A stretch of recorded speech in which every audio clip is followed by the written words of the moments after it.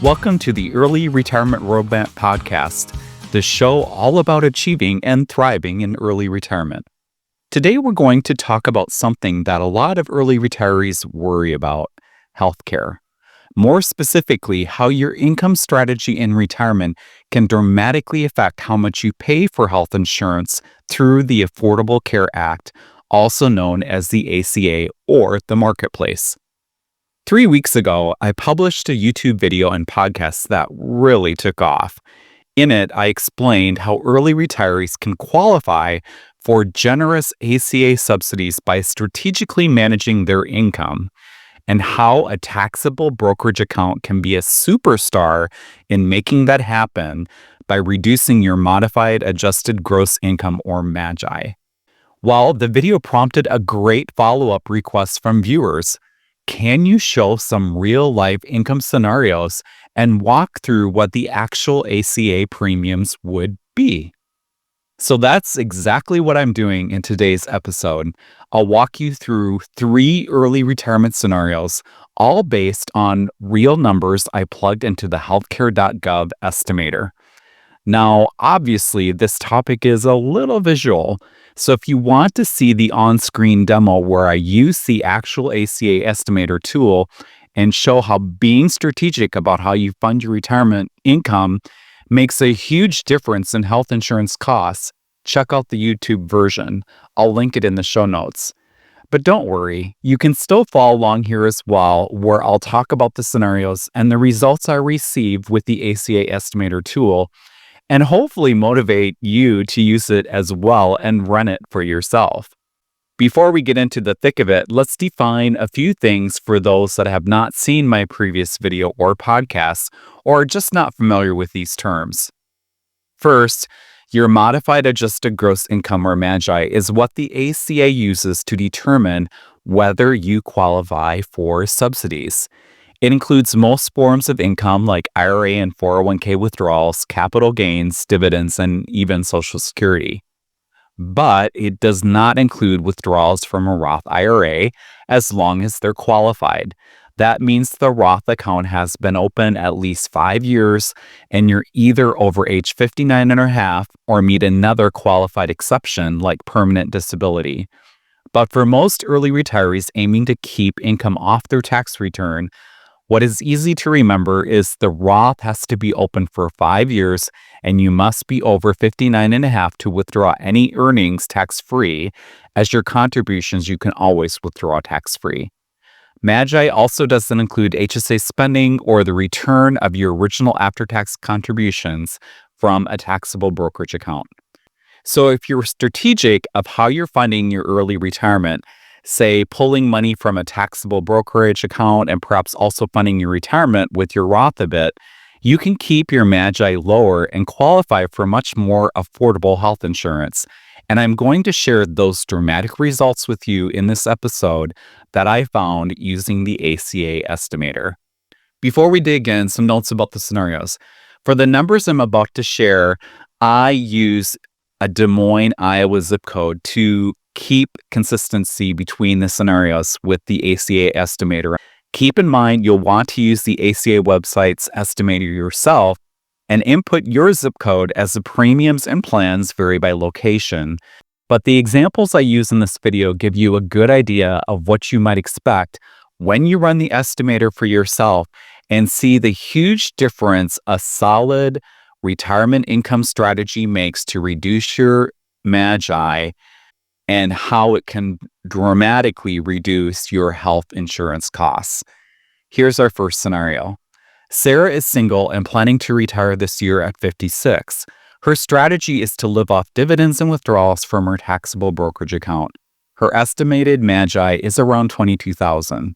When I entered that into the ACA estimator, the system calculated a premium subsidy of $749 per month. That brought the cost of her silver plan premium to basically zero, and the deductible dropped all the way down to zero as well.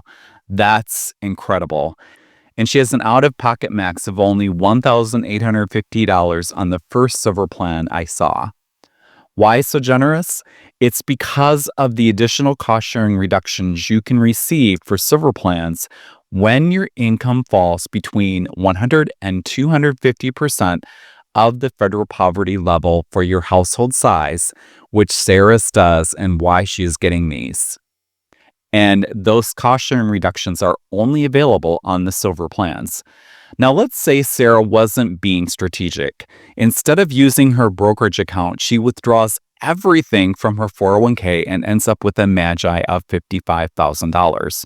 Since she will only be 56 when she retires, she'd usually face a 10% early withdrawal penalty for withdrawing from her 401k before age 59 and a half.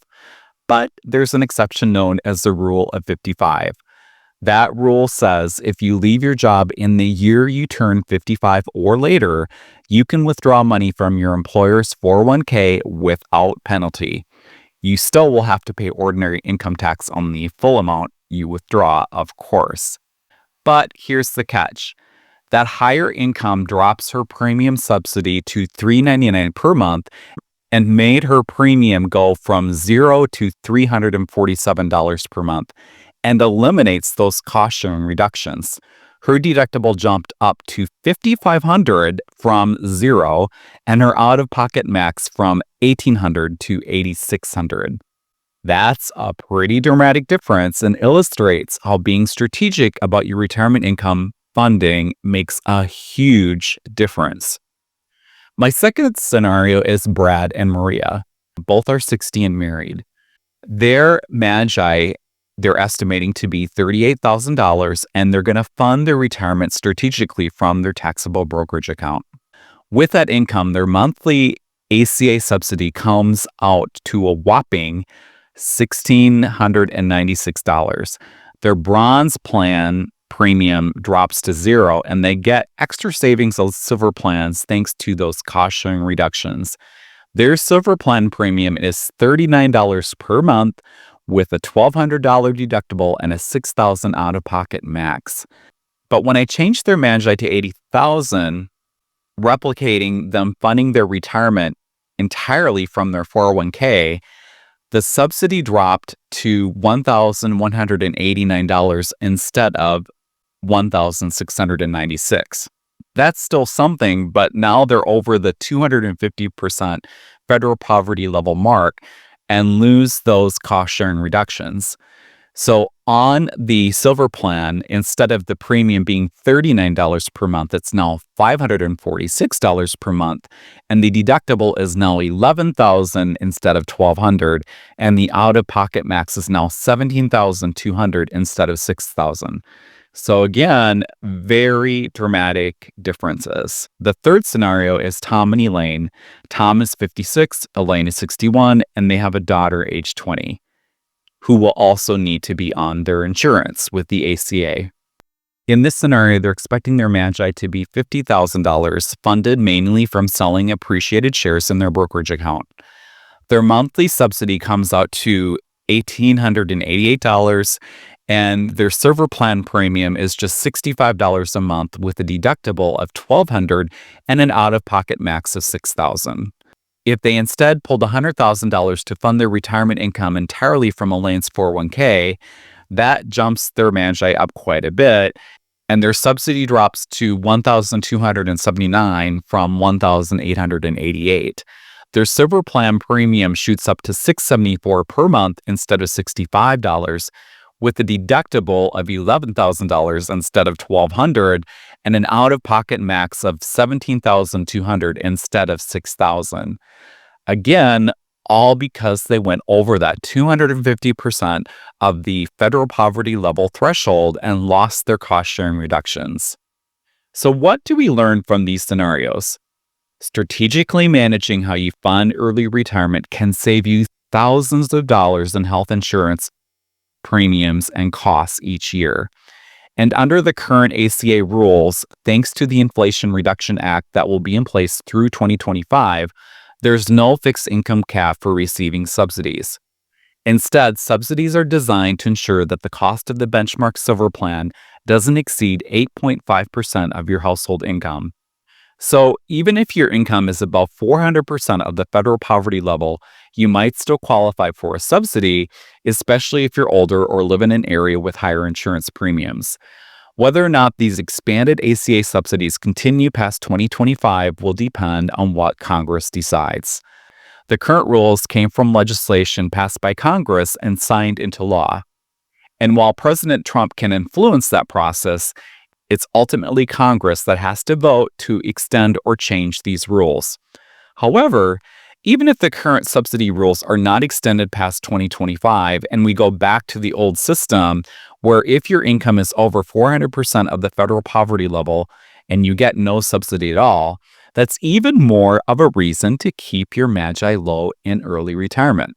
Because if you're withdrawing strategically and keeping your MAGI low, you're probably going to fall under that 400% FPL line anyway and still get subsidies. So whether the generous rules continue or not, the core strategy stays the same. Keep your taxable income low and health insurance stays much more affordable. Now, as I mentioned in my previous video and podcast that this is the follow-up for, while the lower your MAGI you have in early retirement, the larger your subsidy will be, and you could qualify as well for the cost-sharing reductions I just talked about. You have to be careful about going too low, especially if you're in a non-Medicaid expansion state like Texas, Florida, Georgia, or South Carolina, and your reported income is below the poverty line. You could fall into what's called the coverage gap, where your income is too low for ACA subsidies, but you also don't qualify for Medicaid under your state's stricter rules. So you could end up with no affordable health insurance at all. If you live in a Medicaid expansion state, you'd be shifted into Medicaid instead of an ACA plan, which is low or no cost. I hope this episode helped you better understand how ACA subsidies work and why managing your MAGI is so important in early retirement to keep your health insurance costs low. Again, if you want to visually see this information and the actual demos I give using the actual online ACA estimator, check out the full video version on YouTube. Again, the link is in the show notes. And as always, if you found this helpful, please subscribe or follow, leave a review or comment, and share it with someone who might benefit. Until next time, I'm Mike Upland, and this has been the Early Retirement Roadmap Podcast. Take care and make the most of today.